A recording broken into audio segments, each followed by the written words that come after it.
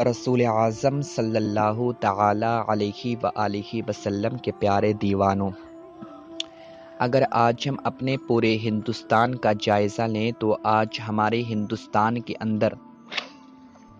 کچھ ایسے بدبخت انسان موجود ہیں، کچھ ایسے بدبخت لوگ موجود ہیں جو اپنے آپ کو رسول اعظم کا عاشق بتاتے ہیں، عاشق رسول اپنے آپ کو بتاتے ہیں، غلام رسول اپنے آپ کو بتاتے ہیں، مگر خدا کی قسم عاشق رسول، غلام رسول، مسلمان تو بہت دور کی بات ہے، وہ انسان کہلانے کے لائق بھی نہیں ہیں۔ آپ کو معلوم ہے میں کس کی بات کر رہا ہوں؟ ہاں، میں اسی بدبخت انسان کی بات کر رہا ہوں جس کا نام وسیم رضوی ہے، جس نے اللہ رب العزت کی مقدس کتاب قرآن پر اعتراض کیا ہے، اس کتاب پر اعتراض کیا ہے کہ جس کتاب میں شک و شبہ کی کوئی گنجائش ہی نہیں ہے، اس کتاب پر اعتراض کیا ہے کہ جس میں تعارض ہی نہیں ہے، اس کتاب پر اعتراض کیا ہے جو کتابوں میں سب سے زیادہ افضل کتاب ہے،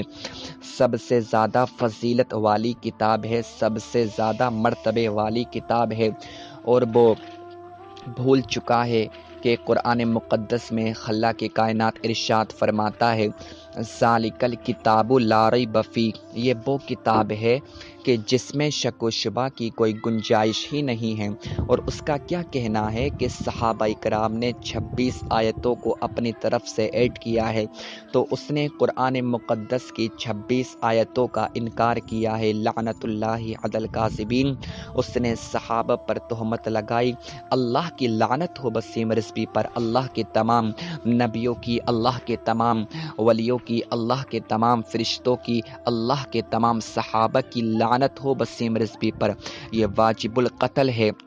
اس کو قتل کرنا بہت زیادہ امپورٹنٹ ہے، اور آج لوگ اس کا رد کر رہے ہیں اور اس کو جانوروں سے تشبیہ دے رہے ہیں، مگر الحمدللہ میرا یہ عقیدہ ہے کہ اس کو جانوروں سے تشبیہ دینا یہ جانوروں کی بے ادبی ہے۔ آپ اس کو جانوروں سے اگر تشبیہ دیں گے تو یہ جانوروں کی بہت بڑی بے ادبی ہے، یہ اس لائق ہی نہیں ہے کہ اس کو جانور کہا جائے، یہ اتنا بڑا بدبخت انسان ہے، اتنا بڑا بدبخت انسان ہے کہ اگر فرعون کی، اگر نمرود کی، اگر یزید کی روحیں اگر کسی کے اندر موجود ہیں تو اس وسیم رضوی کے اندر موجود ہیں، یہ اس دور کا فرعون ہے، یہ اس دور کا نمرود ہے، یہ اس دور کا یزید ہے، تو یہ فرعون، نمرود، یزید ہے، اس کو جانوروں سے تشبیہ مت دو، یہ بہت بڑا بدبخت انسان ہے، یہ ہمیشہ ایسا کرتا ہے۔ آپ کو معلوم ہے کہ اس نے کچھ عرصہ پہلے ام المؤمنین آقا کریم صلی اللہ علیہ وآلہ وسلم کی پیاری بی بی، آقا کی چہیتی بی بی حضرت عائشہ صدیقہ رضی اللہ تعالی عنہا کی شان میں گستاخی کی تھی، اور اس نے حضرت عائشہ صدیقہ رضی اللہ تعالی عنہا پر ایک گندی مووی بنانے کی ناپاک کوشش کی تھی، مگر اس وقت یہ ذلیل ہو چکا تھا، یہ رسوا ہو چکا تھا، اور اب اس نے اللہ کے کلام پر اعتراض کیا ہے، یہ اب بھی ذلیل ہو جائے گا، یہ رسوا ہو جائے گا، کیونکہ یہ بھول چکا ہے، یہ بدبخت انسان بھول چکا ہے کہ قرآن کو مٹانے کی ناپاک کوششیں بہت بڑے بڑے لوگوں نے کی ہیں، مگر مٹ گئے، مٹتے ہیں، مٹ جائیں گے، آدھا تیرے، نہ مٹا ہے نہ مٹے گا کبھی چرچا تیرا۔ جس نے قرآن کو ہلکا سمجھا،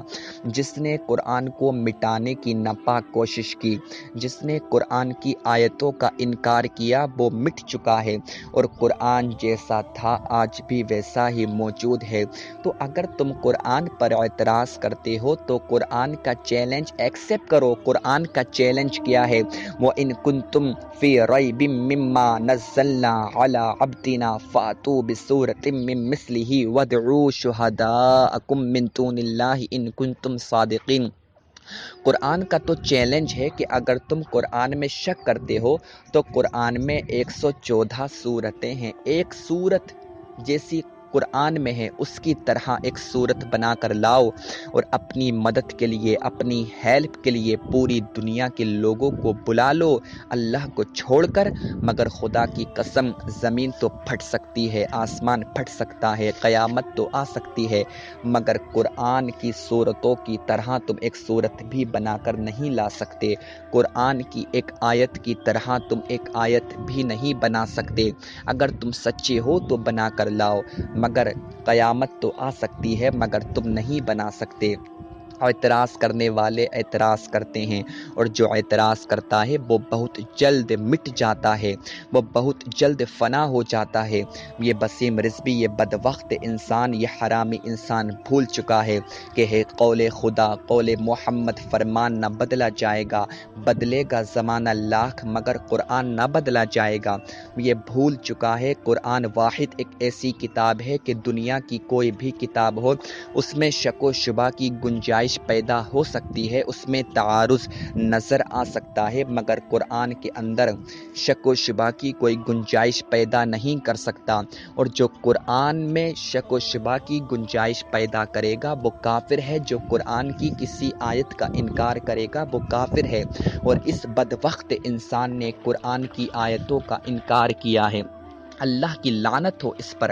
آقا کے دیوانوں، جو قرآن پر اعتراض کرتا ہے اس کا حشر بہت زیادہ برا ہوتا ہے۔ آؤ میں آپ کو بتاتا ہوں، ایک انگریز تھا اور اس انگریز کے گھر میں ایک مسلمان کام کیا کرتا تھا۔ وہ مسلمان عاشق رسول تھا، وہ مسلمان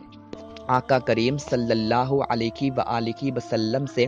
بہت زیادہ محبت کیا کرتا تھا، اور اس کی یہ عادت تھی وہ روزانہ فجر کی نماز پڑھا کرتا تھا، اور فجر کی نماز پڑھنے کے بعد میں قرآن پاک کی تلاوت کیا کرتا تھا۔ اور جو انگریز تھا وہ انجیل کو ماننے والا تھا، وہ انجیل پڑھا کرتا تھا۔ اب وہ ایک دن کہنے لگا، اے مسلمان تو قرآن پاک کی تلاوت کیوں کرتا ہے؟ قرآن پاک تو جھوٹی کتاب ہے، استغفر اللہ، لعنت اللہ علی الکاذبین۔ اس نے قرآن کو جھوٹا کہہ دیا۔ جب مسلمان نے اتنا سنا تو مسلمان کو غصہ آ گیا کہ تو نے اللہ کی کتاب کو جھوٹا بتا دیا، تو نے اللہ کی اس پاکیزہ کلام کو جھوٹا بتا دیا۔ اگر تو سچا ہے تو کوئی دلیل پیش کر، کوئی تو پروف پیش کر، اور تو قرآن کی طرح کوئی دوسری کتاب دکھا دے۔ اب وہ انگریز کہنے لگا، میں انجیل کو مانتا ہوں تو قرآن کو مانتا ہے، اگر قرآن سچی کتاب ہے، اگر تو حق پر ہے، اگر تیرے نبی سچے ہیں، تیری کتاب سچی ہے تو تو کوئی دلیل پیش کر۔ اب آپ عاشق رسول کی بولی دیکھیں، عاشق رسول کی گفتگو دیکھیں۔ اس عاشق رسول نے، اس مسلمان نے کہا، چل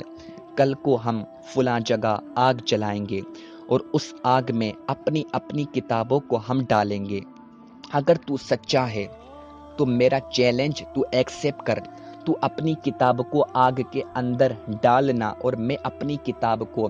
آگ کے اندر ڈالوں گا۔ جس کی کتاب جل جائے گی وہ جھوٹا ہوگا، اور جس کی کتاب میں تیرا چیلنج ایکسیپٹ کرتا ہوں۔ اللہ اکبر۔ اب اس انگریز نے چیلنج ایکسیپٹ کر لیا۔ اس انگریز کے پاس میں ایک ایسا کیمیکل تھا جو اگر کاغذ پر لگا دو تو آگ کی یہ مجال نہیں ہے کہ وہ آگ کاغذ کو چھو لے۔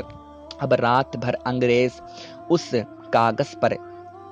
انجیل کے پنوں پر، کاغذ پر کیمیکل لگاتا رہا کہ جب میں اس کتاب کو آگ میں ڈالوں گا تو آگ اس کو جلا نہیں سکے گی، تو مسلمان جھوٹا ثابت ہو جائے گا۔ مگر قربان جاؤ، ایک عاشق رسول پر ادھر انگریز کیمیکل لگا رہا تھا اور ادھر مسلمان قرآن پاک کی رات بھر تلاوت کر رہا تھا۔ اب فجر کی اذان ہوئی تو مسلمان نے فجر کی نماز پڑھی، قرآن پاک کی تلاوت کی، اور اس جگہ پر پہنچ گیا جس جگہ پر آگ کا انتظام کیا گیا تھا۔ اب جب مسلمان پہنچا اور وہ انگریز بھی آ گیا تو انہوں نے کیا دیکھا کہ آگ جل رہی ہے۔